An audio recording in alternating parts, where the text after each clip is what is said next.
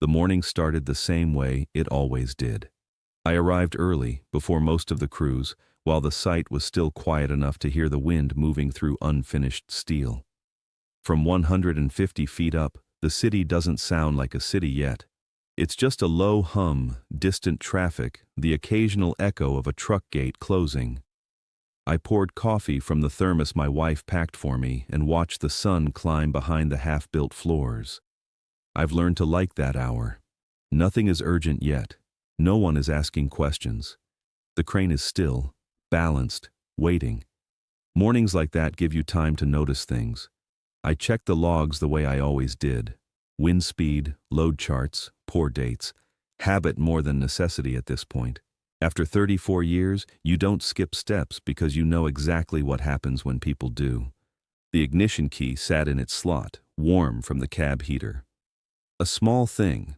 Plastic, metal, nothing special, but it's the one object that decides whether anything moves at all. Without it, the crane is just steel and gravity. I've always liked that symmetry. Down below, concrete trucks were lining up at the gate. Ironworkers drifted in with their helmets clipped to their belts. Someone laughed. Someone else shouted a greeting. Normal sounds. Normal day. That's the part people don't understand later. There was nothing dramatic about how it began. My name is Russell Donovan. Most people on site call me Russ. I'm 57 years old. I've been operating cranes since I was 23, back when you learned the trade by watching older men and keeping your mouth shut until you knew what you were talking about. I don't say much at work. Crane operators aren't supposed to. You observe, you listen, you move things when it's time to move them. You stop when it's not.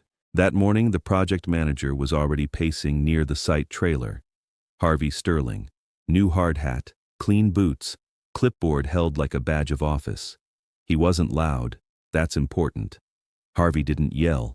He didn't swear. He spoke in complete sentences and referenced schedules, budgets, deliverables. He was very confident. People like that usually are. His uncle owned the company. I'd watched Harvey for a few weeks by then. He was young, but not careless in the way young supervisors sometimes are. He read reports. He liked charts. He trusted paperwork more than people. That can work in certain environments. Construction is not one of them. At around 7:30, the radio crackled. "Russ, you up there?" I picked it up without urgency. "I copy. We're ready to move the beam to 15. I glanced down at the beam he meant. A large H-beam, still resting where it had been staged. The concrete pad it was supposed to land on looked fine from above. Smooth, clean, fresh enough to still have that darker color new pours have before they cure out. Too fresh. "I don't have that pour at strength yet," I said, no edge in my voice, just information. There was a pause, not a long one, just long enough to notice. "The tests came back acceptable," Harvey said. "We're behind schedule." I didn't respond right away. Instead, I reached for the logbook on the shelf beside my seat. I already knew what it said. 7 days since pour. 28 required for full load bearing, company policy, OSHA guidance. Basic physics. "What tests?" I asked. Another pause. "That's being handled," he said. "Your role is to execute." That was the first moment I felt something shift. Not alarm, not anger, just awareness. The same feeling you get when the wind changes direction and you know you'll need to adjust later. "I'll need the reports," I said, "before I lift." His voice tightened, just slightly. "Russ, I'm giving you a direct instruction." I took a sip of coffee, still hot. My wife always packed it that way, like she knew mornings were when restraint mattered most. "I hear you," I said, "but I'm not moving it yet." The site kept working. No one else noticed the exchange. From their perspective, nothing had changed. That's how these things usually go. The important moments are quiet. A few minutes later, the radio came back on. "If you're refusing," Harvey said, "we'll have to document that." "That's fine," I said. There was another pause, longer this time. "Russ," he said, "you've been difficult lately." I let that sit, no response. "We need team players," he continued. "People who understand the bigger picture." I looked down at the building skeleton rising floor by floor. Steel bolted to concrete, weight transferring through materials whether the schedule liked it or not. I understand the picture, I said. That's why I'm not lifting. Silence again. From the cab, I could see him look up. Even at that distance, I could tell he wasn't used to this. Not defiance, not aggression, just refusal. You're done for the day, he said finally. Climb down. I'm still on shift, I said. I'm just not lifting that beam. That's when his tone changed. Not louder, not emotional, procedural. I'm terminating your assignment, he said. Effective immediately. Insubordination. I felt it then, not panic. Wait. You can't fire me over the radio, I said. I can, he replied, and I am. I looked at the ignition key again. Still sitting there, still deciding whether the crane moved or not. Security is on the way, he added. We'll escort you out. I didn't argue. There's no point once someone decides to turn process into a weapon. I shut down the crane, one system at a time, the way you're trained to do. Slow. Documented. Before I go, I said into the radio, I need to make one last adjustment. No, Harvey said immediately. Absolutely not. I didn't answer. Instead, I rotated the boom, away from the beam he wanted lifted, toward the stack of steel that had arrived earlier that week. The premium steel, the steel that had been bothering me since delivery. Steel has a feel, not mystical, physical, weight distribution, response under tension. Over time, you learn what's normal. These didn't feel normal. The surface finish was wrong, too dull, like something had been cleaned up after the fact, and when I'd lifted similar beams earlier, they flexed more than they should have. Nothing dramatic, just enough to notice. Russ, stop, Harvey said, his voice sharper now. I ignored it and locked the spreader onto one beam. I'm not on your payroll anymore, I said calmly. This is a safety check. You don't have authorization. I lifted. Slowly. Controlled. No sudden movement. At about 50 feet, I applied a slight lateral swing. Not enough to endanger anyone.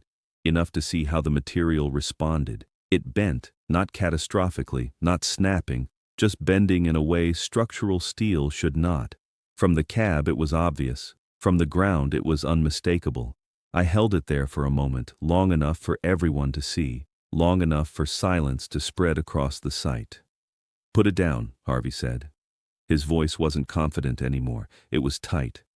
I lowered the beam directly in front of the site entrance. It landed hard, twisted, undeniable. No one moved. I shut down the crane and pulled the ignition key free. It was warm in my hand. Familiar. Heavy in a way it hadn't been 10 minutes earlier. Then I dropped it out the window. It fell the full distance, bouncing once before settling somewhere near the gate. The sound was small, final. Only then did I start climbing down, not fast. There was no rush anymore. By the time I reached the ground, people had gathered around the bent beam. They weren't angry yet. They were processing. This isn't right, someone said. It shouldn't do that, another replied. The site safety inspector was already kneeling, measuring, frowning. Harvey stood off to the side, very still. I didn't say anything. There was nothing left to add. Sometimes silence does the work for you. There's a moment after something irreversible happens where no one knows who's supposed to speak first. That's where we were standing. The beam lay twisted near the gate, not dramatic enough to look like an accident, but wrong enough that no one could pretend it was normal. The steel hadn't snapped. It hadn't failed loudly. It had simply revealed itself. The site safety inspector, Roger Miller, ran his gauge along the flange without saying anything. He checked the thickness twice, then again, slower. He didn't look at me. He didn't look at Harvey. He just kept measuring. That was when the site went quiet in a way that felt different from the morning calm. Tools were set down. Radios went silent. People drifted closer without being told to. Harvey finally spoke. "What did you do?" he asked. His voice wasn't angry. It wasn't accusing. It was confused. Like the script he was following had skipped a page. "I lifted a beam," I said. "That's my job." "You damaged company property." Roger stood up before I could respond. "This material is not compliant," he said. Flat, professional, no emotion. It's not even close. Harvey laughed once, short, nervous. That's not possible, he said. We have certificates. Roger looked at him for a second longer than necessary. Then the certificates are wrong. Harvey turned to me. You had no authority to. Authority doesn't change metallurgy, I said. He opened his mouth, closed it again, looked around. People were watching now, not with hostility, with attention. That's an important distinction. I'm calling this in, Roger said, already pulling out his phone. State Inspector, OSHA, this site pauses until we know what we're standing on. You can't shut us down over one beam, Harvey said. Roger didn't answer. He didn't need to. I stepped away from the crowd and sat on a concrete barrier near the fence. My knees were reminding me that climbing down cranes isn't something you do casually at my age. I rested my hands on my thighs and waited. That's another thing people misunderstand later. I wasn't orchestrating anything. I wasn't trying to expose anyone. I had already done the only thing that mattered. The rest was process.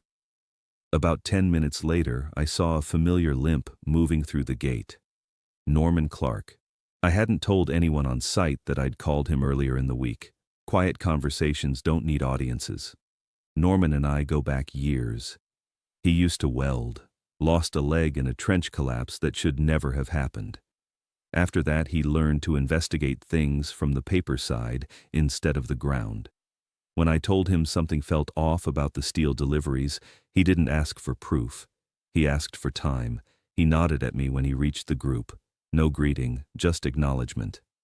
I'm looking for Harvey Sterling, he said, holding up his credentials. Harvey straightened. Who are you? Someone who follows money, Norman replied. That was when Harvey's confidence started leaking, not collapsing, just thinning. Norman opened his laptop on the hood of a truck. He didn't rush. He let the delay stretch. Your purchase orders list Apex Steel Supply, he said. Premium structural grade, high yield. Harvey nodded quickly. Correct. But the freight records don't match Apex, Norman continued. They match Reclaimed Metal Solutions. Someone whistled softly behind us. That's a subsidiary, Harvey said. Same standards.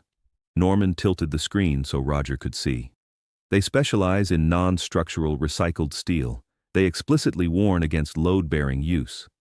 The silence returned, heavier this time. And the money? Norman went on. You billed premium. You paid scrap. The difference went somewhere. Harvey shook his head. That's not... I traced it, Norman said. 8 months, multiple transfers, personal accounts. Roger stopped taking notes and looked up. Harvey tried to step back, not run, just create space. He bumped into an ironworker who didn't move. Let me make a call, Harvey said.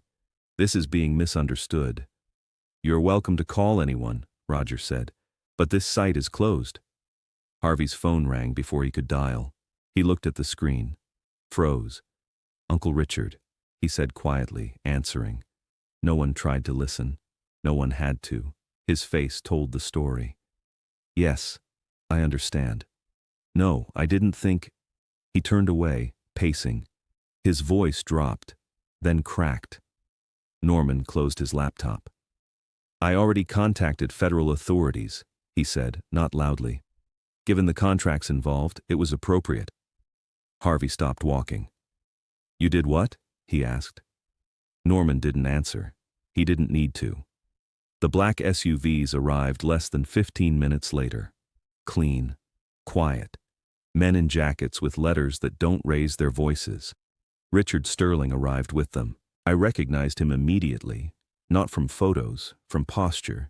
He stood like someone who had once carried rebar instead of a briefcase. He looked at the beam, then at Harvey, then at Roger. How bad? He asked. Structural compromise, Roger said. Multiple levels potentially affected. Richard closed his eyes for a moment, just a moment. Then he nodded. Start where you need to, he told the agents. We'll cooperate fully. Harvey tried to speak. Richard raised one hand.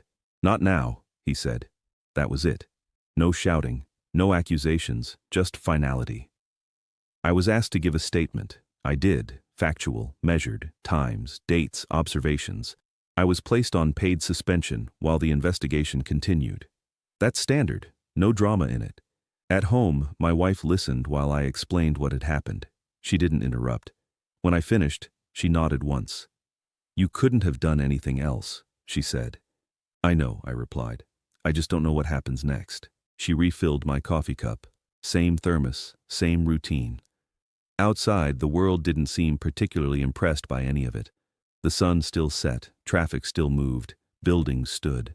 For 3 weeks, engineers dissected that structure, floor by floor, beam by beam. They tore down what couldn't be trusted and rebuilt what could. The findings were worse than anyone wanted. By the time the investigation concluded, the numbers were clear, the timeline was clear, the responsibility was clear, and still, no one called it revenge, because it wasn't. It was correction. The call from Richard Sterling came on a Tuesday afternoon. I was in the garage, sorting through old gear I hadn't used in years, worn gloves, bent wrenches, things you keep long after their usefulness ends because they remind you who you were when you needed them. He didn't open with small talk. "I owe you an apology," he said, "and a thank you." I let him finish. "We're rebuilding," he continued. "Not just the site, the process, and I want you involved." We met downtown 2 days later. His office overlooked the city I'd helped build from the air piece by piece. Framed photos lined the walls, not renderings, finished buildings. "I spent too much time trusting reports," he said, "and not enough time trusting people." He slid a folder across the desk. Chief Safety Inspector, company-wide. The salary was higher. The benefits were better. That wasn't what made me pause. "I won't climb cranes anymore," I said. He nodded. "That's not what I'm asking." The condition was simple. Teach, standardize, listen. So I accepted. Harvey Sterling was sentenced 7 months later. Federal time, restitution, no theatrics, just a docket number and a date. The building reopened 18 months after I'd first refused that lift. Every beam certified, every pore cured. There's a plaque in the lobby now. It doesn't name anyone. It doesn't need to. I still keep the ignition key from that crane, not the one I dropped, a spare. It sits in my desk drawer, a reminder that sometimes the smallest objects carry the most control. I don't tell this story to scare people. I tell it because construction, like most things that matter, fails quietly before it fails loudly. And if you're paying attention, you get one chance to stop it. That morning started like any other. That's why it mattered.